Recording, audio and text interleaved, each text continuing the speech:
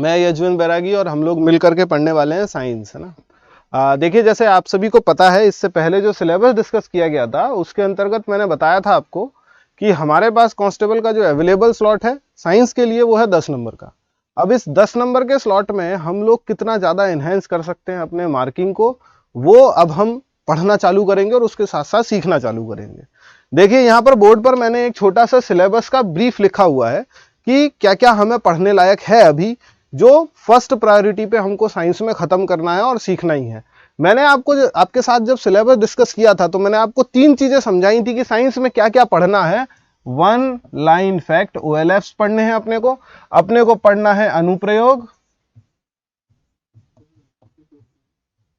और अनुप्रयोग के साथ साथ हमें पढ़ना है उदाहरण।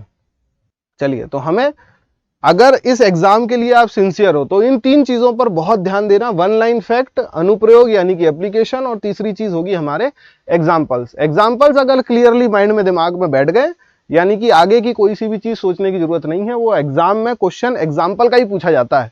कभी भी कोई सीधे सीधे न्यूटन का तीसरा नियम या फिर प्रकाश की चाल इस माध्यम में कैलकुलेट करके बताओ, इतने लंबे चौड़े न्यूमेरिकल नहीं पूछता है। वो आपसे एग्जाम्पल या फिर दैनिक जीवन की कोई एप्लीकेशन होती है जो घुमा फिरा करके वो आपसे एग्जाम में पूछ लेता है। हम वही कर रहे हैं बेसिकली। मैंने ये जो बोर्ड पे लिखा है ये सिलेबस का ही ब्रीफ है, घबराने वाली बात नहीं है। अपन देखते हैं कि किस तरह से सब्जेक्ट्स में आगे बढ़ना है। देखो जरा इधर, सबसे पहले साइंस के ये जो मार्क्स हैं, इन मार्क्स को अभी दरकिनार करो। आप तो ये सोचो कि आपको साइंस पढ़नी है, ये देखो ही मत कि आप 10 नंबर के लिए पढ़ रहे हो, ठीक है। ये मत सोचो कि आपको 10 नंबर के लिए पढ़ना है, आप ये सोचो कि आपको साइंस पढ़नी है। अब अगर साइंस पढ़नी है तो शुरुआत कहां से करेंगे, वो अभी हम डिसाइड करेंगे कि हम बायो स्टार्ट करें, फिजिक्स स्टार्ट करें या केमिस्ट्री स्टार्ट करें। लेकिन जो भी स्टार्ट करेंगे उनमें कौन से टॉपिक वो होंगे जो हमें देखने हैं प्रायोरिटी बेसिस पे, यानी कि सबसे पहले बायोलॉजी में जहां से हम शुरू करने वाले हैं और जो टॉपिक सबसे ज्यादा एग्जाम पॉइंट ऑफ व्यू से इंपॉर्टेंट है वो है कोशिका, यानी कि सेल।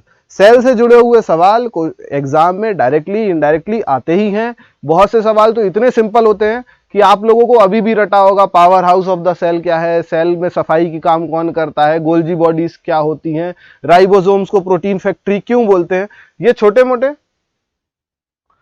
जो छोटे मोटे क्या बोलते हैं जिसको क्वेश्चंस हैं, ये क्वेश्चंस बहुत आसानी से हम लोग सॉल्व कर सकते हैं। अगली चीज होगी ऊतक। कोशिकाओं से मिलकर के ऊतक बनता है, ये हम लोग सीखेंगे कौन कौन से ऊतक होते हैं। हमारे जंतु ऊतक और पादप ऊतक दोनों का वर्गीकरण सीखेंगे। पादपों और जंतुओं में ऊतकों का क्या महत्व है, कौन सा ऊतक किस तरह से कार्य करता है, ये जानेंगे। सिंपल सा टॉपिक है। इसके बाद आता है बहुत बड़ा टॉपिक जिसको कहा जाता है जैविक क्रियाएं। जैविक क्रियाओं में क्या क्या आता है, पाचन, उत्सर्जन, प्रजनन, श्वसन, परिसंचरण। और ये सारी की सारी क्रियाओं में हम अलग अलग ऑर्गन्स के बारे में सीखेंगे। जैसे पाचन में लिवर और पेट के बारे में सीखेंगे, जब हम रक्त परिसंचरण सीखेंगे तो उसमें हृदय के बारे में जानेंगे, जब श्वसन तंत्र पढ़ेंगे तो फेफड़ों के बारे में जानेंगे, जब उत्सर्जन तंत्र पढ़ेंगे तो किडनी के बारे में जानेंगे। तो हम हमारे शरीर के आंतरिक संरचना के बारे में सीखने की कोशिश करेंगे। और आखिरी टॉपिक आता है रक्त। रक्त यानी कि ब्लड। साइंस वैसे भी बायलैंग्वेज होती है, घबरा क्यों रहे हो। साइंस पूरी तरह से हिंदी में तो मैं खुद नहीं जानता, तो ऑब्वियसली इंग्लिश के वर्ड यूज करने ही पड़ेंगे। तो फिर बायलैंग्वेज ही चलने दो उसको, पूरा इंग्लिश या पूरा हिंदी नहीं करते हैं अपन, है ना, बायलैंग्वेज चलेंगे। हाँ, ज्यादा हो कम हो उससे मतलब नहीं है हिंदी वाले, लेकिन अपन दोनों भाषाओं में चलते हैं। ओके, चलो फिजिक्स में आते हैं। फिजिक्स का सबसे आसान और सबसे पहला चैप्टर होता है मापन, और इस मापन के सवाल भी बड़े आते हैं। अपन लोग अंडर एस्टिमेट कर देते हैं, लेकिन आप देखोगे कि CGS से MKS यूनिट में कन्वर्जन करने के क्वेश्चन आते हैं। किलोग्राम को ग्राम में कन्वर्ट करना है, मीटर को किलोमीटर में कन्वर्ट करना है। ये सारे क्वेश्चन रेगुलरली हमारी एग्जाम्स में देखे गए हैं और बहुत सिंपल से क्वेश्चन होते हैं, और हम सिंपल समझ के ही इन टॉपिक्स पर ध्यान नहीं देते, तो हम अभी उनको कवर करेंगे। उसके बाद आता है हमारा गति, बल, कार्य, ऊष्मा और प्रकाश। प्रकाश बहुत ज्यादा इंपॉर्टेंट टॉपिक है, इसके क्वेश्चंस भी रेगुलरली एग्जाम में आते हैं और बनाना कठिन है। अगर कॉन्सेप्ट नहीं होगा लाइट के बारे में तो आप नहीं कर पाओगे, ये जरूरी है ना, तो इसको करना है। देन आते हैं केमिस्ट्री के सिलेबस पर। आप ये बस सोचना कि ये सिलेबस इतना ही है, ये मैं वो बता रहा हूं जो हमको फर्स्ट प्रायोरिटी पे करना है, जो हमको पहली फुर्सत में इन टॉपिक्स को तो खत्म करना ही करना है। उसके बाद हम लोग आगे वाले टॉपिक्स पे बढ़ेंगे। मतलब ये जो सिलेबस है ये हमारा लेवल 1 है। फर्स्ट लेवल पे हमको ये सारे टॉपिक निपटाने हैं। सेकंड लेवल पे जाएंगे साइंस के, तब आगे के टॉपिक्स आएंगे हमारे पास। केमिस्ट्री में जो पहला टॉपिक लेकर के आ रहे हैं वो है, इसके अंतर्गत हम पदार्थ के गुणों के बारे में समझेंगे, पदार्थ की प्रकृति क्या होती है, सॉल्यूशन कैसे बनता है, कोलाइडल सॉल्यूशन, सस्पेंशन, ये सब जो भी होती है, मिक्सचर कैसे होते हैं, पृथक्करण की विधियां, सेपरेशन मेथड्स को पढ़ेंगे, सेंट्रीफ्यूगेशन क्या है, क्रोमेटोग्राफी क्या है, इन सबको जानेंगे।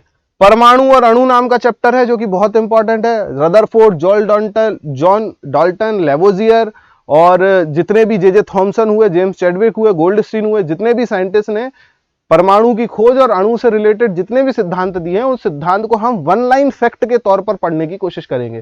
सिद्धांत तो लंबी चौड़ी थ्योरी में दे दिए गए हैं, वो हमारे काम के नहीं है। हमारे सिलेबस के हिसाब से हमें क्या निकालना है, उनमें से फैक्ट्स निकालने हैं जो एक लाइन में हम लोग याद कर सके और समझ सके।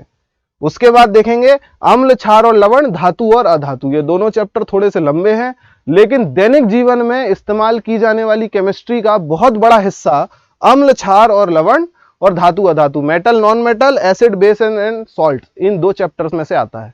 तो ये चैप्टर हम केमिस्ट्री में अगले पोर्शन में करेंगे। चलिए आज चालू करते हैं साइंस पढ़ना, टाइम वेस्ट नहीं करना है अपने को। ओके, हम फिजिक्स से स्टार्ट करते हैं, क्योंकि फिजिक्स बाकी सारी साइंस जो केमिस्ट्री और बायोलॉजी है उसकी तुलना में समझना थोड़ा सा आसान है।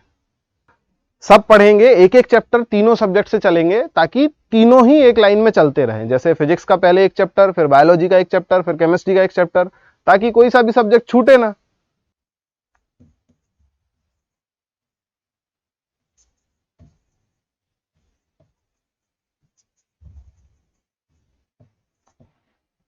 मेजरमेंट, मापन।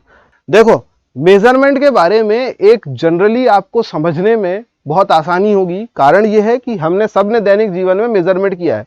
फॉर एग्जांपल, अगर मैं अपना वजन लिखता हूं 74 किलोग्राम, तो मेरे लिखे गए इस वजन में मापन कैसे हुआ, या फिर मैं मेजरमेंट को किस तरह से डिफाइन करूंगा, how do I define measurement, what is the measurement.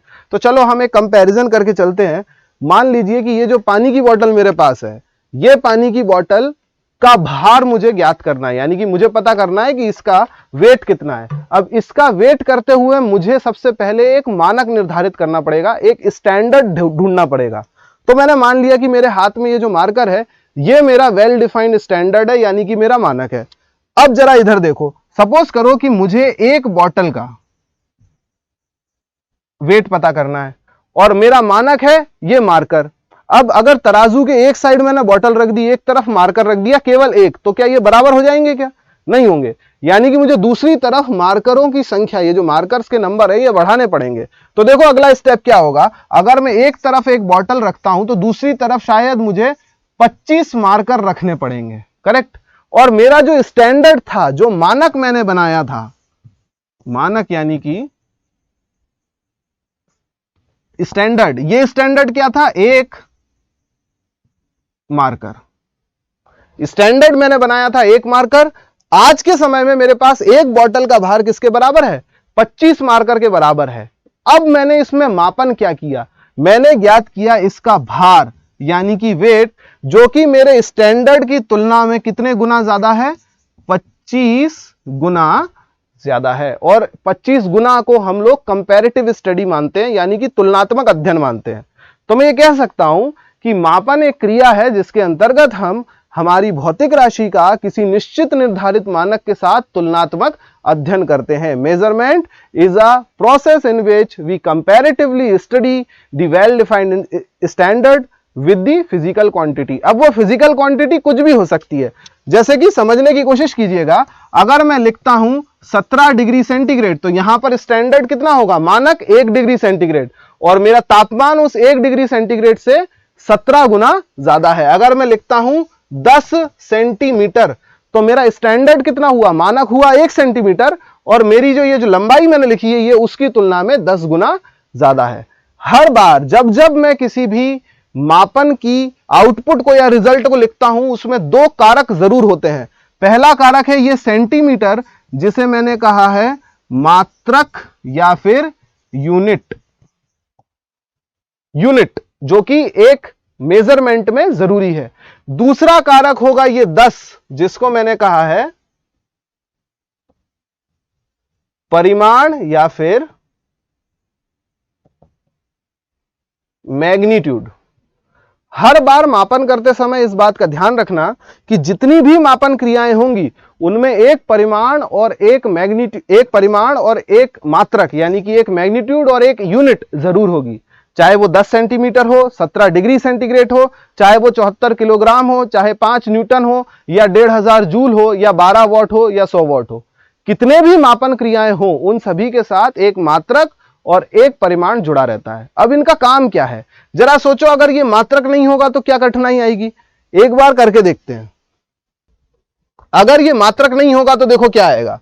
मैंने यहां लिखा है 10 centimetre, 10 degree centigrade, 10 kilogram, 10 Newton, 10 joule. आप देखोगे कि जो मैग्नीट्यूड है इन सारे की सारे एग्जाम्पल्स में एक जैसा है। जो चेंज हो रही है वो भौतिक राशि कौन सी है, वो है हमारा मात्रक यानी कि यूनिट। अब इन यूनिट के चेंज होने से क्या हो रहा है, 10 सेंटीमीटर का मतलब है लेंथ, लंबाई, 10 डिग्री सेंटीग्रेड का मतलब है टेम्परेचर, 10 किलोग्राम का मतलब है मास यानी कि द्रव्यमान, 10 न्यूटन का मतलब है बल यानी कि फोर्स, 10 जूल का मतलब है कार्य यानी कि वर्क। तो हमारा मात्रक डिसाइड करता है कि दिया गया मैग्नीट्यूड किस भौतिक राशि का है। आपके पास अब ये एक होमवर्क हो गया कि आपको जितने भी मात्रक याद आ रहे हैं आप उन सभी मात्रकों को याद करो। कुछ स्पेशल मात्रक याद नहीं करने हैं, दैनिक जीवन के ही मात्रक। अब मात्रक वो देखो डेली लाइफ वाले मात्रक तो ऐसे भी होते हैं, 1 फुट एरिया या 1 गज, 1 हेक्टेयर जमीन, 1 बीघा खेत। तो ये सारे ये जो बीघा और हेक्टेयर है, इंच है, फुट है, फैदम है, लीटर है, मिलीलीटर है, डेसीलीटर है, ये सारे के सारे अपने आप में एक मात्रक ही हैं। और इन सभी मात्रकों को आपको जानना है कि किन किन भौतिक राशियों से ये जुड़े हुए हैं। तो जिस तरह से हमने यहां एक एग्जाम्पल लिया कि 10 10 10 अगर मात्रक बदल जाता है तो इस 10 के मायने भी बदल जाते हैं। ये 10 लंबाई बन जाती है अगर मात्रक सेंटीमीटर हो तो, यही 10 टेम्परेचर बन जाता है अगर मात्रक डिग्री सेंटीग्रेड हो, यही 10 बल बन जाता है अगर मात्रक न्यूटन हो तो हमारा मात्रक क्या कर रहा है, भौतिक राशि में और हमारी ये जो परिमाण है 10 इसमें संबंध स्थापित कर रहा है। और ये जो 10 है परिमाण है, यहां पर दूसरा कारक क्या है, मैग्नीट्यूड। ये मैग्नीट्यूड क्या कर रहा है, ये हमको बता रहा है कि हमारा जो मापन है ये स्टैंडर्ड की तुलना में कितने गुना ज्यादा है। जैसे कि यहां पर ये लेंथ कितने गुना ज्यादा है, 10 गुना ज्यादा है। यहां पर ये टेम्परेचर कितने गुना ज्यादा है, 17 गुना ज्यादा है। तो हमारा परिमाण और मात्रक दोनों का एक साथ होना बहुत जरूरी है। आगे बढ़ते हैं। चलिए, मापन की क्रिया में जो अगला स्टेप आता है वो स्टेप आता है डायमेंशनल फॉर्मूले को जानना यानी कि विमीय सूत्र। आपने इनका नाम जरूर सुना होगा।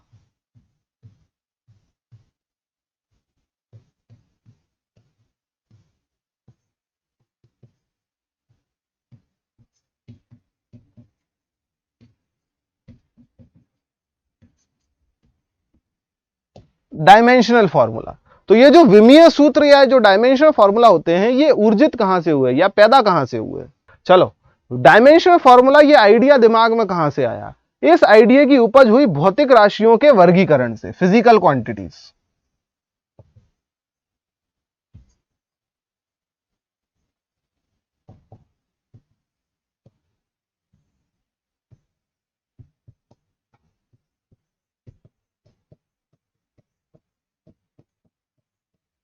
भौतिक राशियां, भौतिक राशियों से मतलब क्या हुआ हमारा, देखो हमारी भौतिक राशियां दो टाइप की होती हैं। पहली होती हैं मूल राशियां यानी कि फंडामेंटल यूनिट्स, फंडामेंटल क्वांटिटीज, और दूसरी होती हैं व्युत्पन्न यानी कि डेराइव्ड। व्युत्पन्न क्वांटिटीज और मूल राशियां, फंडामेंटल एंड डेराइव्ड क्वांटिटीज। ये डिसाइडेशन कैसे हुआ, ये क्लासिफिकेशन कैसे हुआ, इस बात को जानने के लिए हम समझते हैं एक फॉर्मूले को। आप लोगों ने क्षेत्रफल का फॉर्मूला देखा है। क्षेत्रफल का फॉर्मूला क्या होता है, लंबाई यानी कि लेंथ इनटू विड्थ, लंबाई गुणा चौड़ाई। अब लंबाई और चौड़ाई दोनों को लिखते समय जिस मात्रक का हम लोग इस्तेमाल करते हैं, लंबाई भी मीटर में होती है और चौड़ाई भी मीटर में, और इसी वजह से क्षेत्रफल का मात्रक क्या बन जाता है, मीटर स्क्वायर, इसीलिए क्षेत्रफल का जो मात्रक है वो क्या बन जाता है, मीटर स्क्वायर। अब इस मीटर स्क्वायर को हम लोग दो भागों में बांट दिया हमने, पहली लंबाई और दूसरी चौड़ाई। यानी कि जब मुझे क्षेत्रफल का फॉर्मूला यूज करना पड़ा तो मुझे दो अलग अलग भौतिक राशियों को इस्तेमाल करना पड़ा, लंबाई और चौड़ाई को। एक और एग्जांपल लेकर के देखते हैं। फोर्स का फॉर्मूला होता है मास इंटू एक्सेलरेशन, द्रव्यमान गुणा त्वरण। बल बराबर क्या होता है, द्रव्यमान गुणा त्वरण। अब अगर मैं इसकी इकाइयां लिखता हूं तो द्रव्यमान की इकाई होगी किलोग्राम और त्वरण की इकाई होगी मीटर पर सेकेंड स्क्वायर। करेक्ट। अब ये जो किलोग्राम है ये किसको रिप्रेजेंट कर रहा है, मास यानी कि द्रव्यमान को। ये जो मीटर है ये किसको रिप्रेजेंट कर रहा है, लंबाई, लेंथ को। और ये जो सेकंड स्क्वायर है वो किसको रिप्रेजेंट कर रहा है, समय यानी कि टाइम को। अब आप ध्यान से देखो कि एक अकेली भौतिक राशि फोर्स यानी कि बल को व्यक्त करने के लिए मुझे द्रव्यमान, समय और लंबाई तीनों की जरूरत पड़ी कि नहीं पड़ी। अगर इनमें से कोई सी भी एक चीज नहीं होती तो क्या फोर्स का फॉर्मूला बन जाता, नहीं बन पाता। तो ऐसी सारी भौतिक राशियां जो एक से ज्यादा राशियों की मदद से या सहायता से व्यक्त की जाती हैं या समझी जाती हैं, वो सारी की सारी राशियां डेराइव्ड क्वांटिटीज या फिर व्युत्पन्न राशियां कहलाती हैं। और जो अपने आप में मुक्त हैं, जैसे किसी ने मुझसे पूछा कि मेरा द्रव्यमान क्या है, मैंने लिखा 74 किलोग्राम, तो क्या मुझे इस 74 किलोग्राम को मापने या रिप्रेजेंट करने के लिए समय और लंबाई या बल में से किसी की जरूरत पड़ी क्या, नहीं पड़ी। मैं केवल द्रव्यमान को रिप्रेजेंट करके, केवल मास को रिप्रेजेंट करके ये बता सकता हूं कि मेरा वेट कितना है कि नहीं। इसका मतलब कि हमारा ये जो द्रव्यमान मास है ये कैसी क्वांटिटी हो गई, ये फंडामेंटल क्वांटिटी हो गई, मूल राशि हो गई। तो ऐसी ये जो मूल राशियां हैं ये अपने आप में आत्मनिर्भर होती हैं।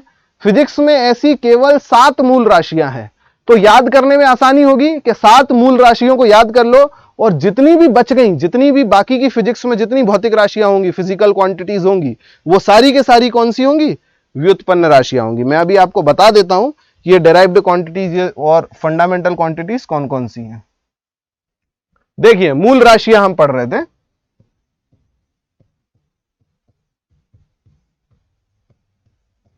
इंग्लिश में बेटा मूल राशियों को कहते हैं फंडामेंटल क्वांटिटीज। मूल यानी कि फंडामेंटल, तो इंग्लिश में क्या हुआ, फंडामेंटल क्वांटिटीज। ये कौन कौन सी है, देखिए पहली फंडामेंटल क्वांटिटी है द्रव्यमान, इंग्लिश में इसे कहा जाता है मास। अब मैं एक बार इंग्लिश में बता देता हूं, अब आगे आने वाली फिजिक्स में हर बार इंग्लिश में हिंदी में दोनों में नहीं लिखूंगा, एक कोई सी लिख दूंगा। हिंदी वाले समझ ले कि इंग्लिश में क्या होता है, इंग्लिश वाले समझ ले कि हिंदी में क्या होता है। दूसरा लंबाई,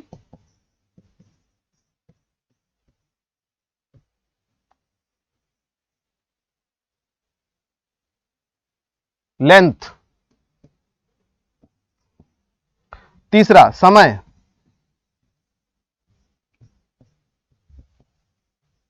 टाइम। चौथा तापमान।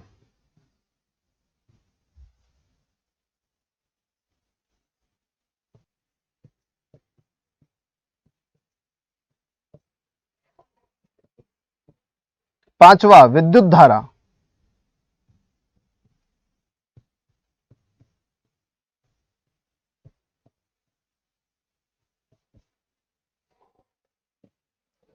छठवा ज्योति तीव्रता।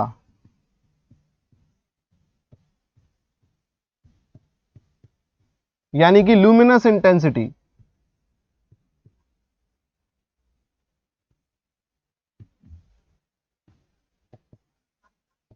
Luminous intensity.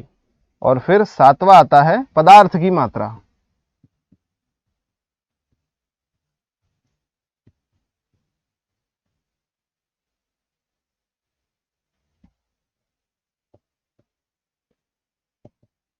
Quantity of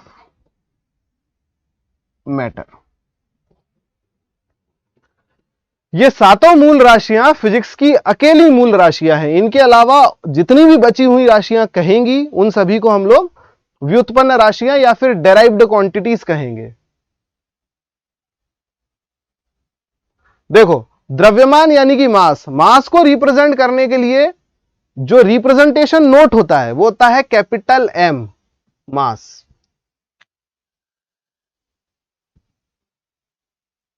capital M. लंबाई को रिप्रेजेंट करने के लिए हम लोग लिखते हैं एल, टाइम के लिए लिखा जाता है कैपिटल टी। अब जाकर के हम उस विमीय सूत्र वाले कॉन्सेप्ट पे आते हैं। जब हम डायमेंशनल फॉर्मूला लिखते हैं तो आपने देखा होगा एम एल टी के रूप में उसे व्यक्त किया जाता है। तो ये जो एम एल और टी है ये असल में क्या है? मास, लेंथ और टाइम, यानी कि द्रव्यमान, लंबाई और समय। उसके बाद आता है टेम्परेचर, क्योंकि टेम्परेचर का ऐसा ही मात्रक केल्विन होता है तो हम लोग उसे कैपिटल के से रिप्रेजेंट करते हैं।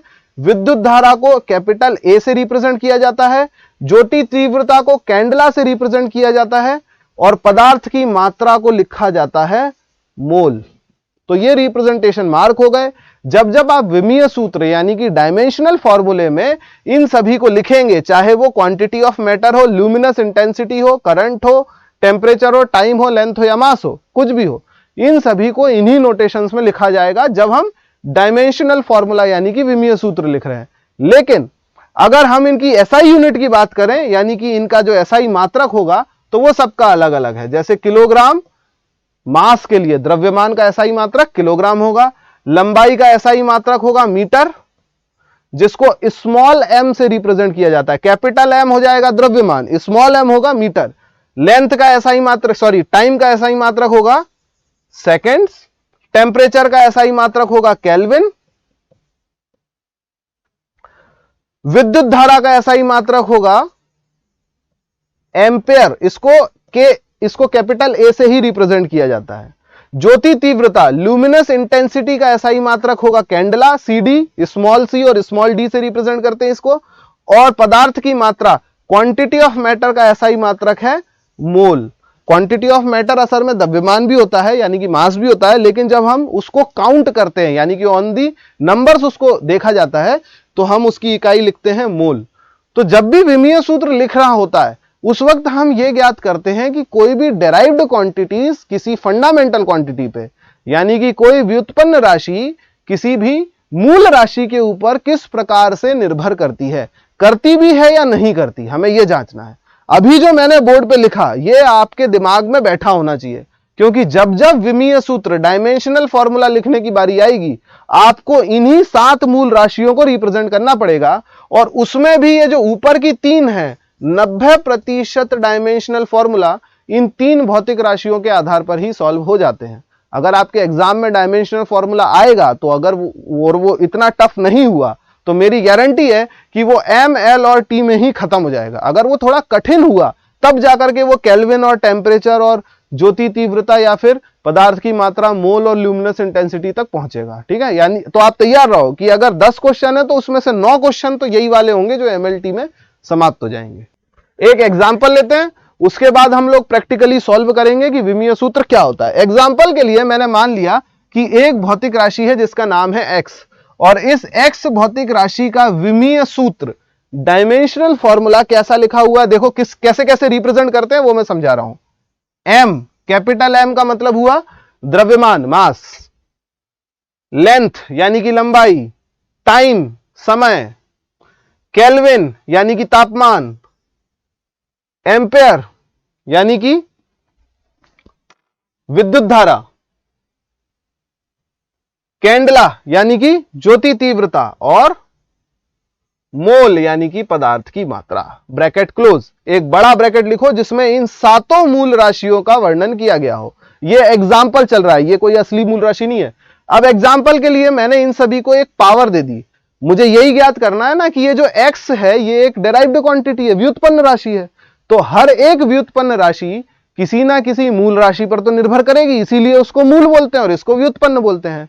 Every derived quantities is directly or indirectly depends upon any of the fundamental quantities. हर एक व्युत्पन्न राशि प्रत्यक्ष या अप्रत्यक्ष रूप से किसी ना किसी मूल राशि पर निर्भर करती है।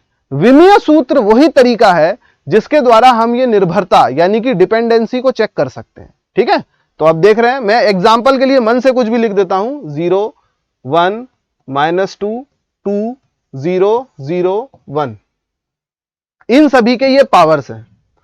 अब जरा समझो, मास यानी कि द्रव्यमान की पावर कितनी है, 0, एम्पेयर विद्युत धारा की पावर यानी कि घात कितनी है, 0। कैंडला की घात 0।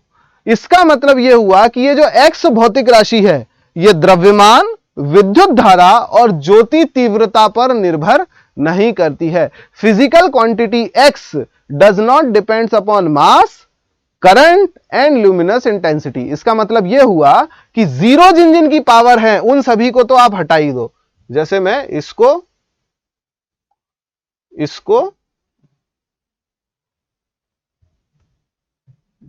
और ये मास को हटा दिया। क्यों हटा दिया? क्योंकि इनकी पावर 0 थी। इनको लिखो या ना लिखो कोई फर्क नहीं पड़ता, बात खत्म हो गई। अब ये निर्भर किस किस पर कर रही है, डिपेंड किस किस पर कर रही है। पहला डिपेंड हो गया लेंथ, दूसरा डिपेंड टाइम, तीसरा टेम्परेचर और चौथा मोल यानी कि पदार्थ की मात्रा। अब इस डिपेंडेंसी के भी दो प्रकार होते हैं, आपने सुना है, डायरेक्टली प्रोपोर्शनल और इनवर्सली प्रोपोर्शनल, अनुक्रमानुपाती और व्युत्क्रमानुपाती। अब मैं आपको समझाऊं कि ये अनुक्रमानुपाती और व्युत्क्रमानुपाती क्या होता है, समझना। सपोज कीजिए कि एक फॉर्मूला लिखा है a into C equals to B, ठीक है। अब अगर मैं कहता हूं कि ये जो c है ये कांस्टेंट है, इसकी वैल्यू कभी नहीं बदलनी, ये एक जैसा बना रहेगा। तो अगर मैं a की वैल्यू बढ़ाता हूं तो b की भी वैल्यू बढ़ेगी, और अगर a की वैल्यू को घटाता हूं तो b की वैल्यू भी घटेगी।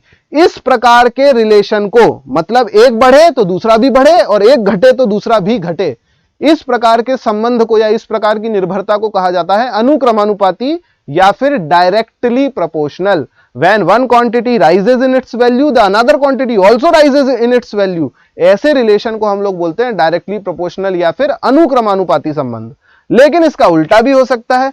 सपोज कीजिए कि a upon B equals to C है, a upon B equals to C है। अब मैंने बोल दिया कि ये जो a की वैल्यू है ये कांस्टेंट है, a फिक्स है, इसकी वैल्यू नहीं बदलेगी। ऐसे केस में अगर मैं c की वैल्यू को बढ़ाता हूं तो मुझे b की वैल्यू को घटाना पड़ जाएगा, और अगर मैं b की वैल्यू को बढ़ाता हूं तो मुझे c की वैल्यू को घटाना पड़ जाएगा। इसका मतलब b और c आपस में एक संबंध रखते हैं, अगर एक बढ़ रहा है तो दूसरा घट रहा है, और अगर दूसरा बढ़ रहा है तो पहला वाला घट रहा है। ऐसे संबंध को कहा जाता है व्युत्क्रमानुपाती या फिर inversely proportional. When properties are inversely proportional, तो किसी एक के घटाने पर पहली वाली बढ़ जाती है, किसी एक के बढ़ाने पर पहली वाली घट जाती है। तो ये उल्टा संबंध हो तो व्युत्क्रमानुपाती इनवर्सली प्रोपोर्शनल, अगर सीधा संबंध हो तो अनुक्रमानुपाती डायरेक्टली प्रोपोर्शनल। समझे यहां तक बात को? तो हमें यही जानना है कि अगर इनमें संबंध है,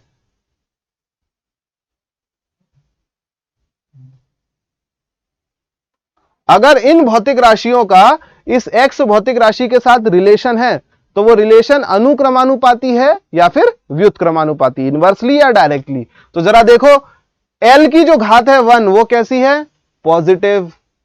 t की घात है 2 वो कैसी है, नेगेटिव। k की घात है 2 वो कैसी है, पॉजिटिव। और m की मोल की घात है 1 वो कैसी है, पॉजिटिव। यानी कि ऐसी सारी मूल राशियां जिनकी घात धनात्मक है, पॉजिटिव है, वो सारी की सारी कैसी मानी जाएंगी, डायरेक्टली प्रोपोर्शनल, यानी कि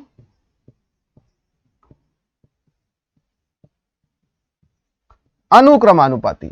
कौन होंगी अनुक्रमानुपाती? जिनकी घातें पॉजिटिव हैं, जिनके ऊपर लगने वाली पावर पॉजिटिव है, धनात्मक है, वो सारी की सारी कैसी होंगी, पॉजिटिव। कौन कौन सी पॉजिटिव है? लेंथ पॉजिटिव है, अनुक्रमानुपाती, तापमान अनुक्रमानुपाती, और पदार्थ की मात्रा अनुक्रमानुपाती। और जिसकी घात नेगेटिव है, जैसे टाइम की घात नेगेटिव हो गई, तो ये कैसा है, व्युत्क्रमानुपाती है। यानी कि अगर मैंने x भौतिक राशि का मान बढ़ाया तो समय का मान घट जाएगा, और अगर समय का मान बढ़ाया तो x भौतिक राशि का मान घट जाएगा। क्यों? क्योंकि ये व्युत्क्रमानुपाती संबंध रखते हैं। तो डायरेक्टली प्रोपोर्शनल वो होंगी जो पॉजिटिव घात रखती हैं, और इनवर्सली प्रोपोर्शनल वो होंगी जो नेगेटिव पावर शेयर करती हैं। अब यहां से हमारा काम चालू होता है जब हम एक्चुअली डायमेंशनल फॉर्मूला पढ़ना चालू करेंगे। किसी भी भौतिक राशि का विमीय सूत्र निकालने के 3 स्टेप्स हैं, आपको उन स्टेप्स को फॉलो करना है, चरण फॉलो करने हैं। पहले स्टेप में लिखिए भौतिक राशि,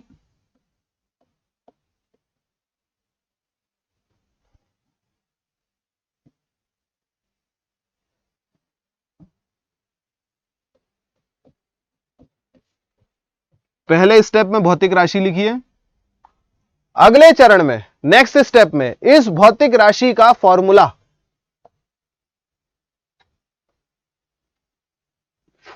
यानी कि सूत्र, मैथमेटिकल फॉर्मूला आप सभी को याद है। जैसे हम लिखते हैं चाल, यानी कि हमारी जो स्पीड होती है, स्पीड का फॉर्मूला चाल बराबर दूरी बटा समय, distance upon time equals to speed. तो ये जो गणितीय फॉर्मूला है ये हमें याद रखना है कि मैथमेटिकल फॉर्मूला क्या बनेगा। जैसे ही मैथमेटिकल फॉर्मूला आ गया उसे उसकी यूनिट्स में कन्वर्ट करना है, यूनिट्स यानी कि इकाई, एसआई इकाई में। जैसे कि चाल आ गया तो चाल बराबर दूरी बटा समय, तो उस फॉर्मूले में जो दूरी है, दूरी का मात्रक क्या होगा, इकाई क्या होगी, मीटर, और समय की इकाई क्या होगी, सेकंड। तो दूरी को मीटर में और समय को सेकंड में कन्वर्ट कर देंगे। और जैसे ही ये हो जाएगा तो लास्ट स्टेप में हम उसको एम, एल और टी के रूप में व्यक्त कर देंगे। 90% भौतिक राशियां एम, एल और टी के रूप में ही व्यक्त की जाती हैं, इसीलिए हम लोग एमएलटी के रूप में ही चलेंगे। क्या ये ब्लू ज्यादा दिख रहा है? राशि मतलब होता है क्वांटिटीज, भौतिक राशियां, फिजिकल क्वांटिटीज, बता चुका हूं मैं, ध्यान दो इधर, ठीक है। चलो स्टार्ट करते हैं यहीं से। बैकग्राउंड चेंज करना है,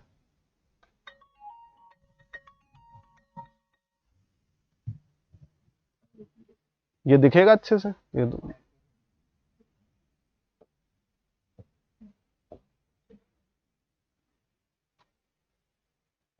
ये क्लियर है? ये जो ब्लैक बैकग्राउंड दिख रहा है ये नहीं है क्लियर? बोलो अगर सही से दिख रहा हो तो ठीक है, नहीं तो आगे बढ़े फिर।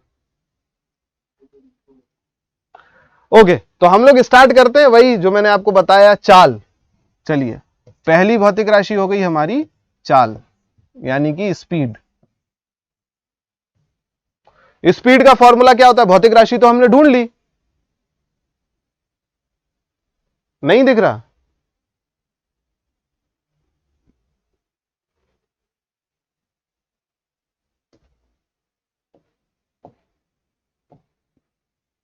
नहीं दिख रहा है, ये बैकग्राउंड फिर से चेंज करना पड़ेगा, व्हाइट ही कर दो इसको।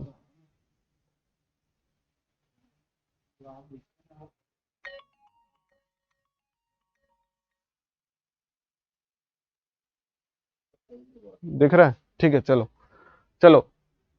तो बेसिकली चाल के बारे में अपन डायमेंशन फॉर्मूला निकालने की कोशिश करते हैं, विमीय सूत्र। चाल यानी कि स्पीड, फॉर्मूला क्या होता है सबको पता है, दूरी बटा समय, इंग्लिश में डिस्टेंस अपॉन टाइम, यही होता है, डिस्टेंस अपॉन टाइम। अब किसी भी डिस्टेंस को आप किस भौतिक राशि में व्यक्त करेंगे या किस मात्रक में व्यक्त करेंगे? यूनिट क्या होनी चाहिए और क्वांटिटी क्या होनी चाहिए? क्वांटिटी तो हो गई डिस्टेंस, इसकी यूनिट क्या लिखोगे? मीटर। मीटर के लिए आ गया एम और टाइम के लिए हो गया सेकंड, यही होगा। इसीलिए जो चाल होती है स्पीड, स्पीड का मात्रक क्या लिखते हैं अपन? मीटर पर सेकंड, इसीलिए तो लिखते हैं। तो इसका मात्रक में कन्वर्ट कर लिया हमने मीटर पर सेकंड। अब इसको एमएलटी में कन्वर्ट कर दो, एम, एल और टी। अब जरा देखो, एम, एम का मतलब है द्रव्यमान, मास। अगर इस फॉर्मूले में मास, द्रव्यमान यूज होता तो यहां पर एक मात्रक देखने को मिलता हमें किलोग्राम, लेकिन क्या ये किलोग्राम हमको फॉर्मूले में देखने को मिल रहा है? नहीं मिल रहा।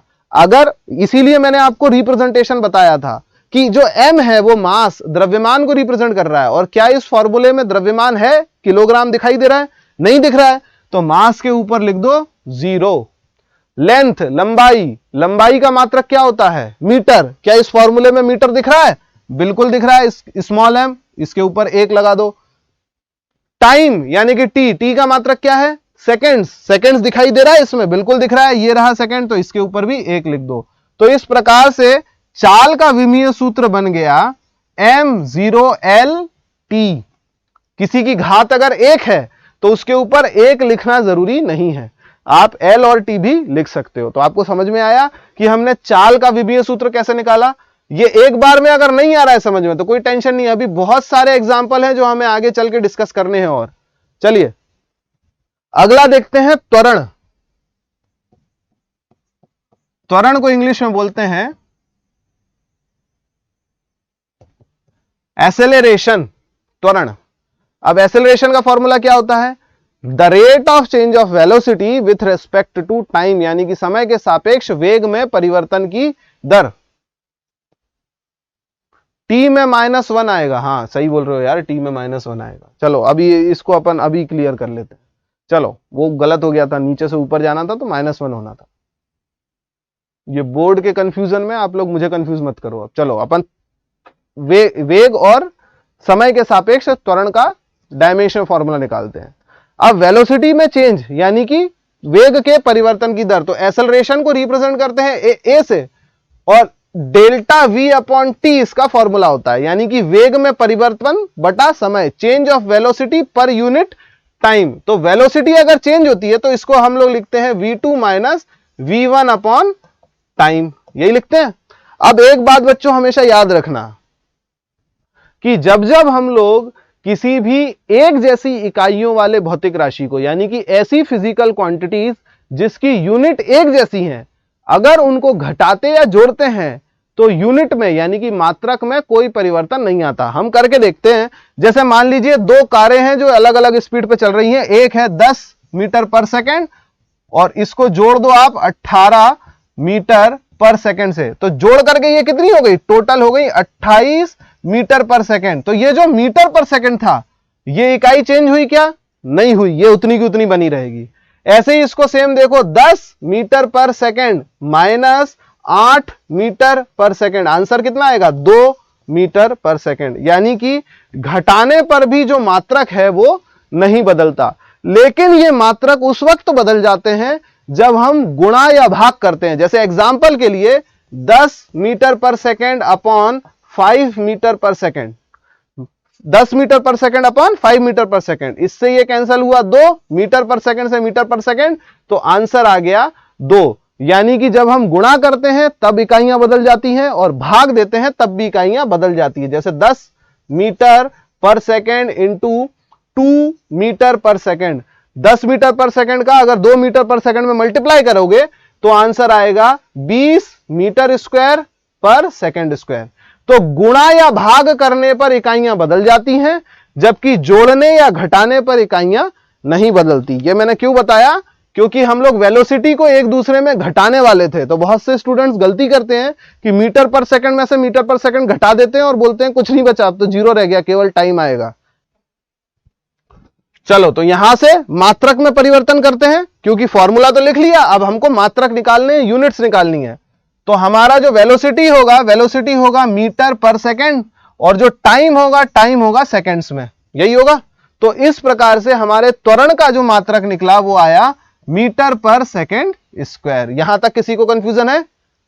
बिल्कुल नहीं। आगे बढ़ते हैं। चलिए, तो मीटर पर सेकंड स्क्वायर, अब इसको लिखने की कोशिश करो MLT में, MLT। फिर से देखो, अगर m के ऊपर घात मुझे चाहिए तो उसके लिए जरूरी है कि मेरी जो इकाइयां हैं इन यूनिट्स में कम से कम एक जगह तो किलोग्राम होना चाहिए, जो कि इस फॉर्मूले में नहीं है। तो अगर किलोग्राम नहीं है तो 0 लिख दो। उसके बाद लेंथ यानी कि L, लंबाई के ऊपर घात अगर चढ़ानी है तो जरूरी है कि इस फॉर्मूले में मुझे मीटर दिखाई दे रहा हो। दिख रहा है मीटर? एक बार 1 लिख दो। और अगर टाइम के ऊपर घात चढ़ानी है तो इस फॉर्मूले में मुझे टाइम दिखना चाहिए। अब यहां जो मुझसे पिछले फॉर्मूले में गलती हुई थी वो मैं यहां सुधार देता हूं। जब भी हम मीटर पर सेकंड स्क्वायर लिखते हैं, अगर मैं इसे ऊपर लेकर के जाऊंगा तो यह हो जाएगा मीटर सेकंड की घात -2। आपको पता है जो भी चीजें अंश और हर, न्यूमरेटर और डिनोमिनेटर, तो डिनोमिनेटर में जो भी भौतिक राशि या फिजिकल क्वांटिटी आएगी उसकी घात को जैसे ही आप ऊपर न्यूमरेटर यानी कि अंश वाले हिस्से में लेके जाओगे तो वो कैसी हो जाती है? नेगेटिव। तो यहां पर सेकंड की घात कैसी है? 2, नीचे की साइड है। जैसे ही ऊपर जाएगी तो ये हो जाएगी -2। यानी कि हमारा त्वरण द्रव्यमान पर निर्भर नहीं करता, क्योंकि इसकी घात बेचारे की 0 है। हमारा एक्सेलरेशन लेंथ पर डिपेंड करता है और डायरेक्टली प्रोपोर्शनल है। हमारा एक्सेलरेशन टाइम पर डिपेंड करता है और इनवर्सली प्रोपोर्शनल है।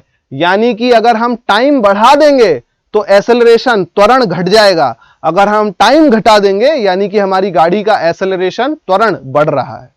समझे यहां तक बात को? और आगे चलते हैं, हमारे पास बहुत सारे एग्जाम्पल हैं। चलो अब थोड़ी सी एक डिफिकल्ट क्वांटिटी, बल, फोर्स के बारे में बात करते हैं।